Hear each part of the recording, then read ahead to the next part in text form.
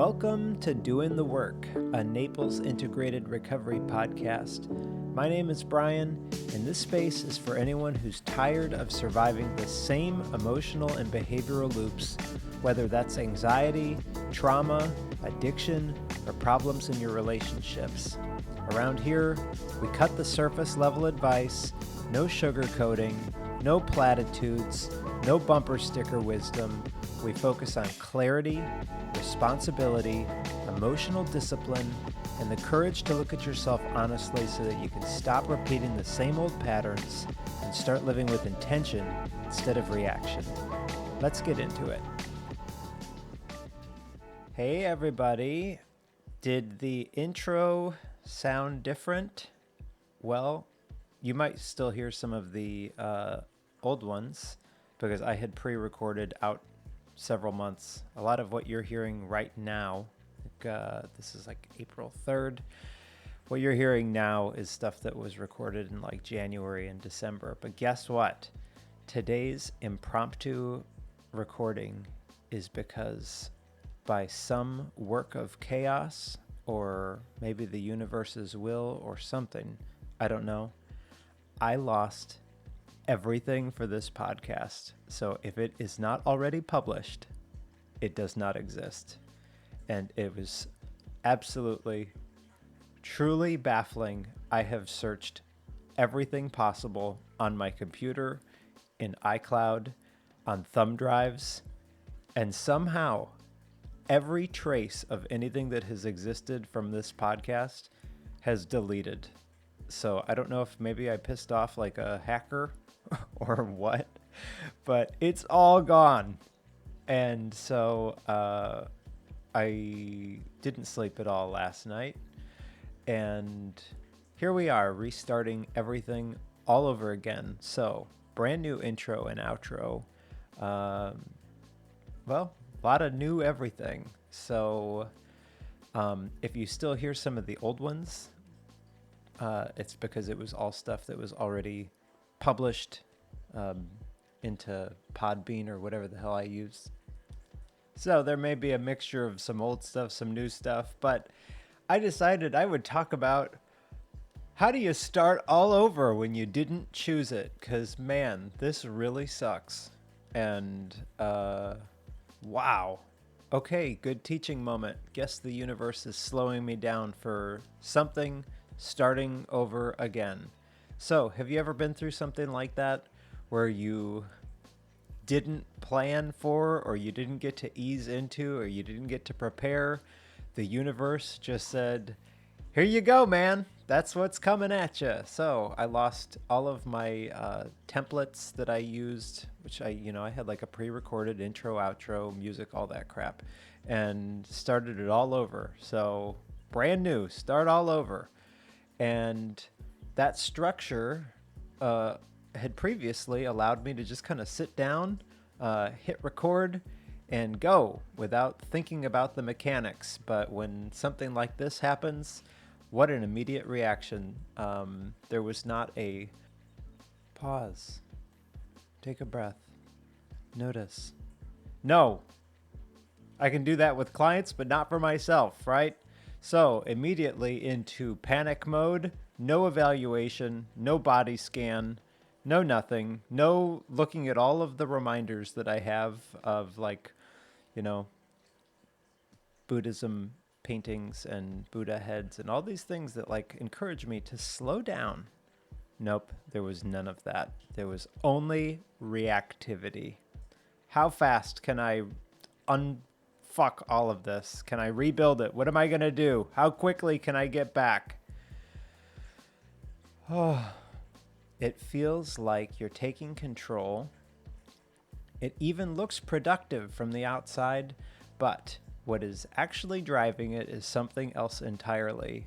Trying to undo what happened. Trying to get back an old version that is gone. It no longer exists. And that's where the tension is. Not in the loss itself, but in the assumption that there's something to return to. There isn't.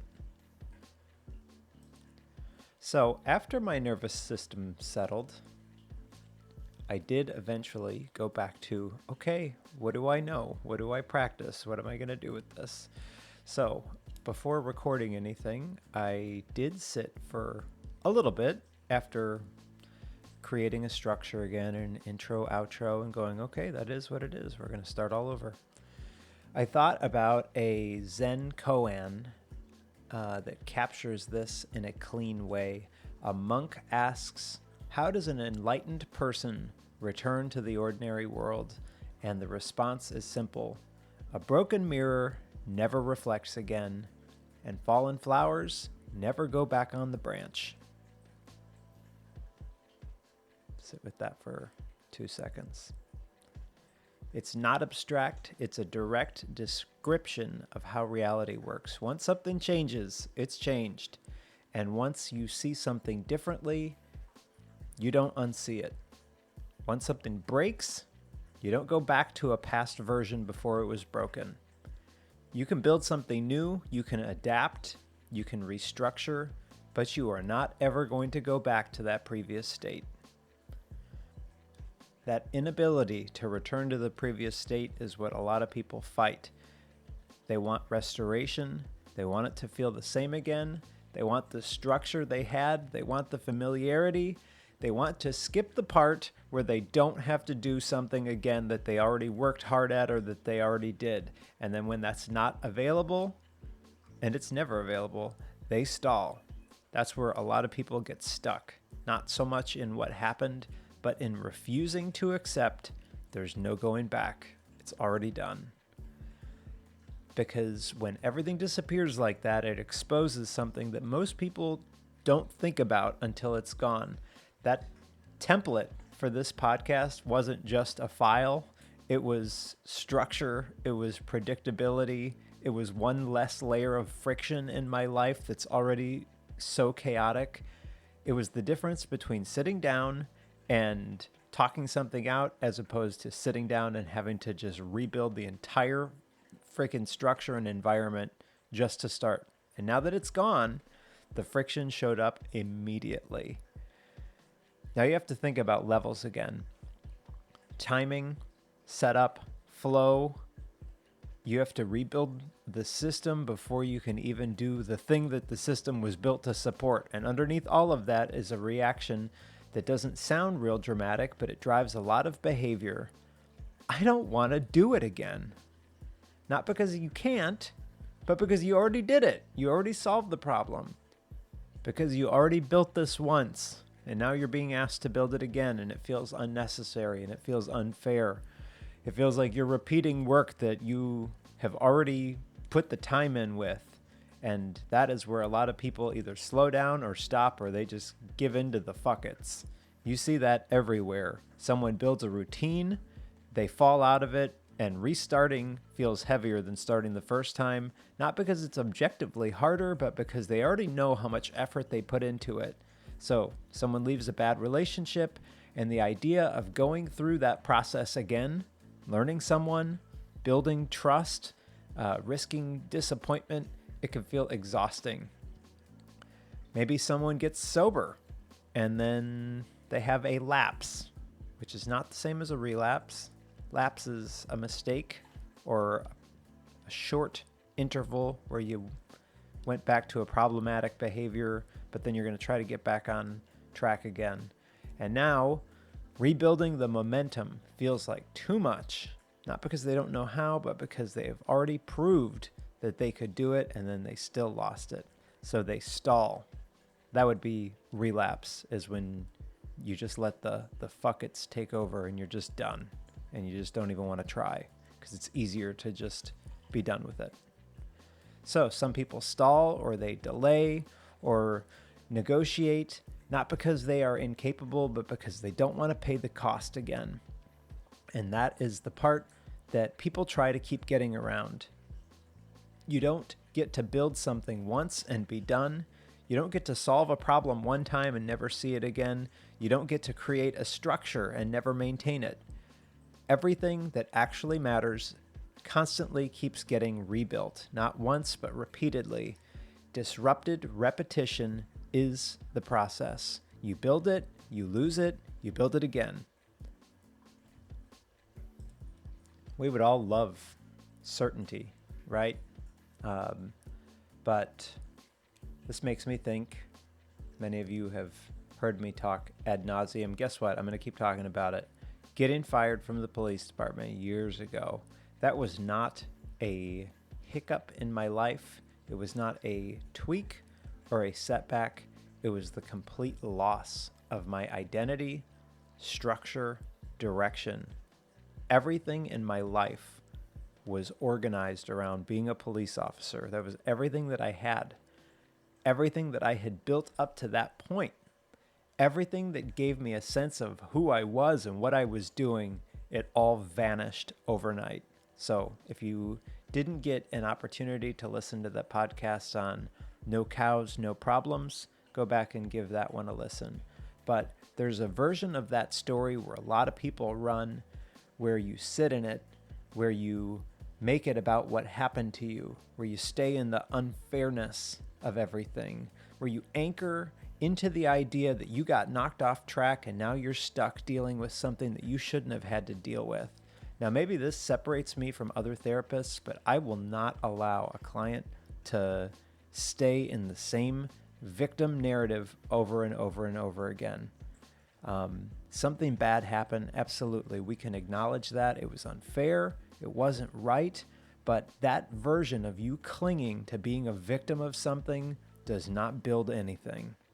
So I rebuilt, and rebuilding meant starting over in a completely different system.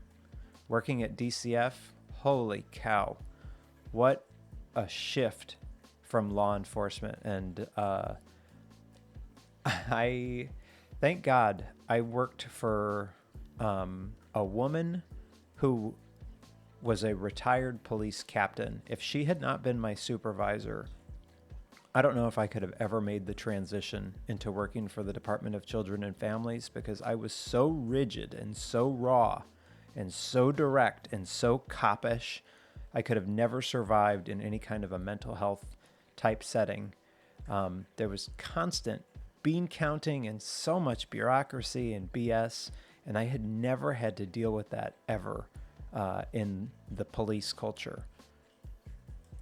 Now, thankfully, the director of that region of DCF really, really, really liked me. Otherwise, I'm sure I probably would have been fired. I'm sure a lot of people would have gotten fired. He would send me emails like, I see that you are making friends at Children's Network, because somebody would complain about my tone or whatever, because I had like zero tolerance for BS and corporate kiss-assy stuff. If someone would tell me, that they were a director at Children's Network or Advocacy Center or what, I don't know. I can't even recall. This is years past. But I'd be like, I don't care who you are. I'm not impressed by your title. And apparently, I guess you can't say stuff like that if you're a low-level DCF worker, or I don't know. But part of that process was I had to learn, and I had to reinforce over and over and over again, you're not a cop anymore. That chapter's done, man. You're not the authority. You're not the number one person in the room. You're just another bozo on the bus. You're just another low-level grunt worker here. It doesn't matter that you were a police supervisor. It doesn't matter that you were a detective. It doesn't matter that you've investigated homicides and sex assaults. Here, you're working with other 21-year-old kids that just finished a bachelor's program, and you're no better than any of them. You're the same as everybody else. Holy cow. That was some forced humility that was like a really good chapter for me. And none of that happens overnight. It happens in constant re-accepting. This is where my life is right now. And I can either cling to this past version and be resentful and all of that, or I can go, starting over, man. I'm at the bottom again. Not the guy that I used to be, not having the same structure or identity or certainty. It didn't feel clean. It didn't feel like I'm progressing into a mental health counselor licensure journey. I didn't know any of that at the time. It felt like starting at the bottom all over again in a way that I did not choose. Same thing here, different scale, same mechanism. And that's the part that people miss. They think that these are separate situations. Losing files on my Mac and starting a podcast all over, losing a career all over, relationship breakdown or end of a 10-year relationship or a 30-year marriage or a relapse. These are all the same internal process. Something changes, you don't get to go back. You get to decide what you're going to do with what is right in front of you. Here's where the conversation shifts. Once you see that there's no going back, the question changes because it's no longer, how do I restore what I had? But instead, what do I do here now with what is available to me? And that is a very different question because it removes the fantasy of returning to a previous state and puts you directly in contact with reality. This is where people either move forward or stay stuck. Because when you're in that space, when the old version is gone and the new one isn't built yet, there's nothing holding you except your ability to deal with what's right in front of you. And this is where something most people overlook becomes the thing that actually matters. You have to have faith in yourself, or if you don't have faith in yourself, then maybe in a higher power. Not in an outcome, not that things are going to work out clean, not in some guarantee that it's going to be easy or even go the way that you want, but faith in your ability to adapt. Faith in your ability to handle what's going to show up next, whatever that is. And sometimes if that's overwhelming, then belief in something greater than yourself can be a really important part of that. That might be the only thing that actually holds when everything else falls away. And in that chapter or season of my life, I don't know where I quite was with a belief system. So I got fired from the police department and restarted a career at DCF like 60 days sober. A 12-step approach was very helpful for me in the beginning of my addiction recovery journey. And the second step in a framework like that is coming to believe in some sort of power greater than yourself. Now, if you have listened to the podcast for a while and know a little bit about me, I have some spiritual wounds that I had to work through. And at this point in my life, I was somewhere between atheist and agnostic because I didn't know if I believed in God. And if I did believe in God, then I was pretty pissed at God and I didn't have any trust in God. You don't have to believe in God or a higher power, but that's something that was helpful for me in this process of coming to trust or coming to believe in something. Many of us have this tendency to look for something external to anchor to. Someone to tell you that it's going to be okay, or some system that guarantees stability. In fact, just last night, I had a client that I was working with.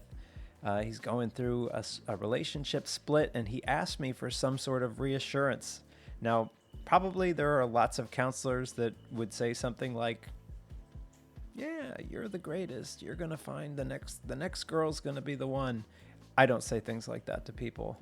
Instead, we lean into those really hard moments, and my task, or at least the way I do therapy, is I'm just going to be present with you in that while you're building capacity for you to sit in something that's really awful and to not have it fixed right that second, but to know like you're going to get through it.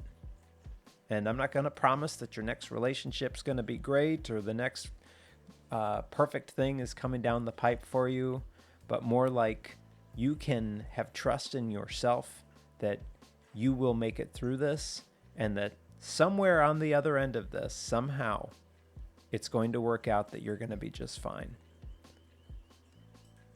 But many of us are looking for some version of reality that won't change unexpectedly, and that is just not how the universe works, is it?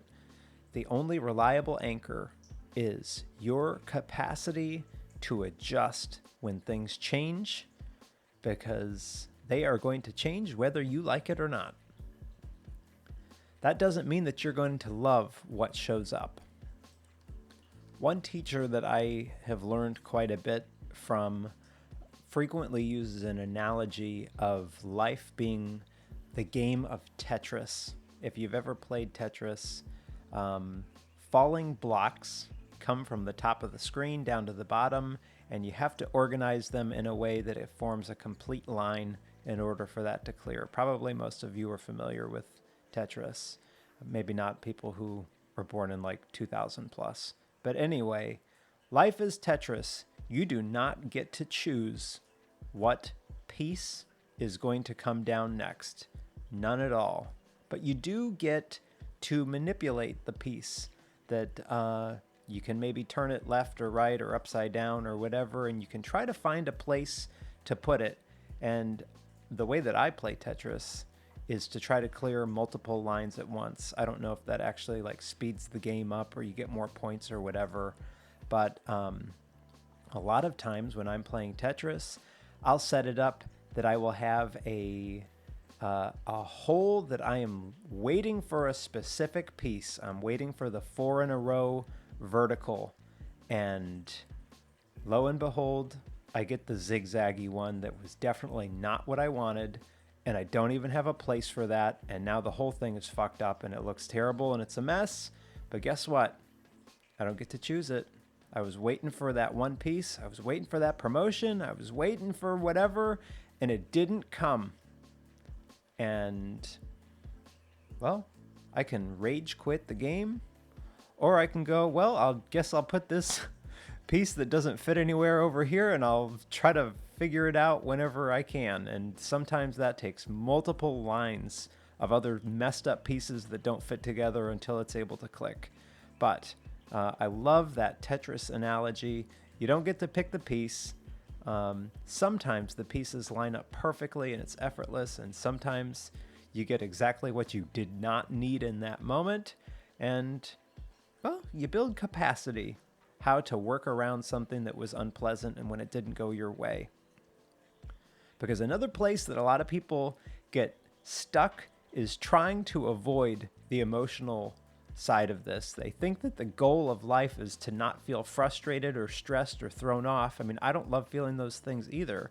So they try to get rid of any emotion instead of dealing with it. But the emotion isn't the problem. It's your resistance to the emotion that is actually locking people in place. So you lose something, you lose your whole freaking podcast, you feel frustrated. That's normal. You feel off.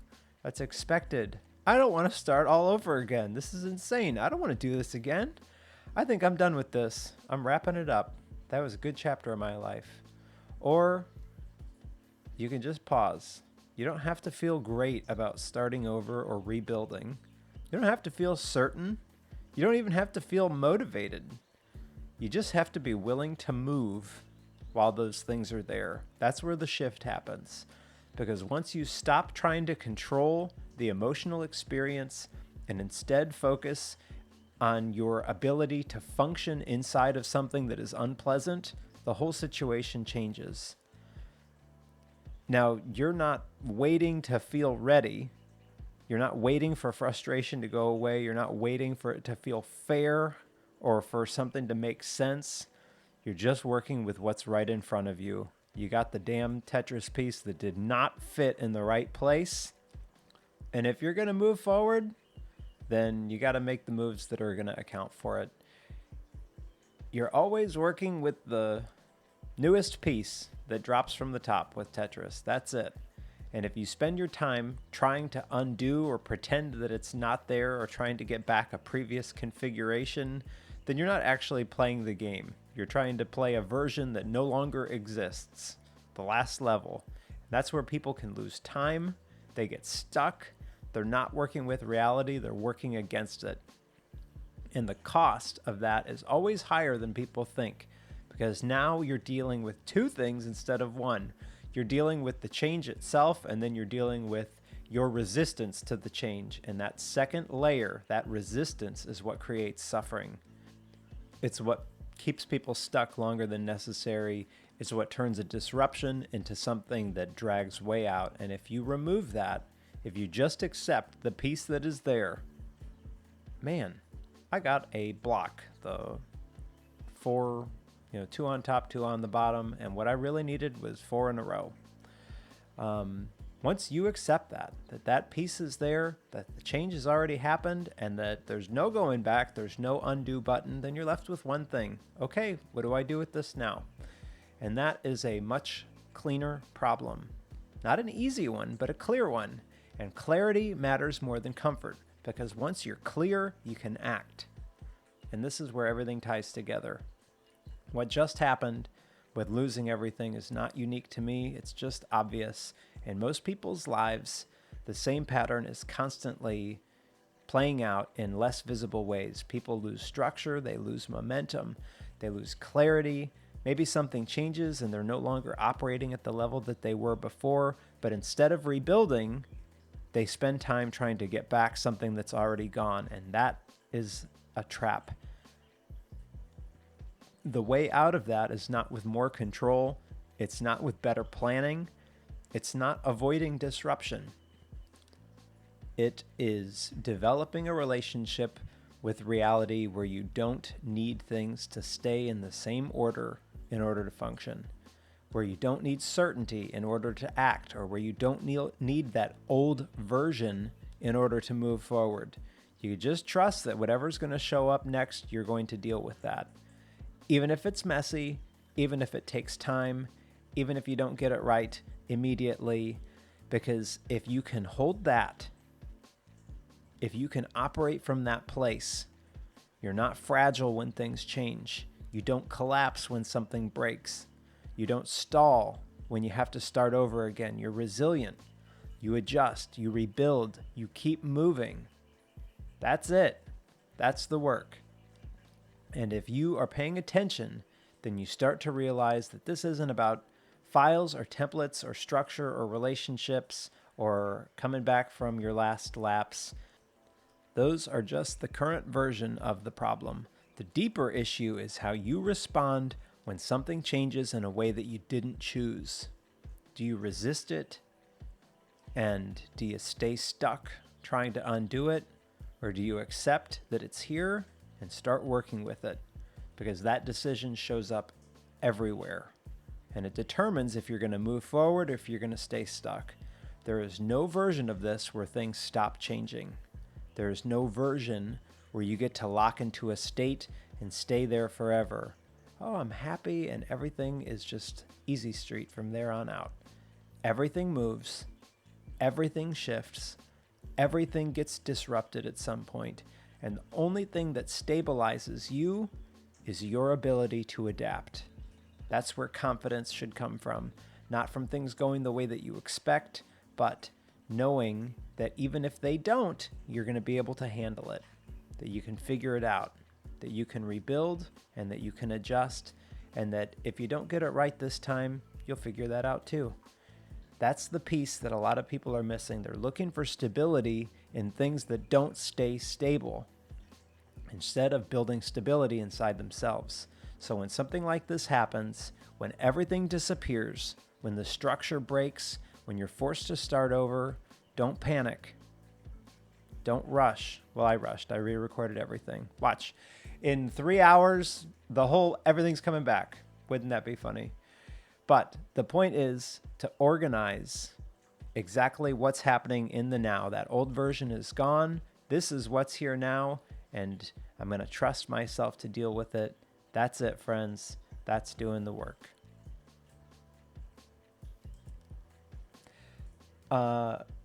Last thing, as I shared, I think a lot of the stuff that y'all are hearing currently in April, stuff that was recorded in December or whatever. So you'll be hearing a mixture of new and old stuff kind of mixed together for stuff that was at least previously uploaded before the data purge or the hacker or whatever that thing was. But hopefully I'll be having some more guests coming up too. I've been lining up some friends, coworkers, people in recovery, and a lot of cool stuff will be happening, I think, with the show. So thanks for listening. I really do appreciate that. And I guess we'll see you soon. Thanks for spending the time with me. If you found this episode helpful, please share it with somebody who may need to hear it. Be kind to yourself, be kind to people around you. Remember that we're all doing the best that we can with the tools that we currently have, and we're all capable of growing past that. If you'd like to reach out or connect, send me an email, brian@naplesintegratedrecovery.com. I hope to hear from you there. In the meantime, thanks again for listening. I'll see you on the next one.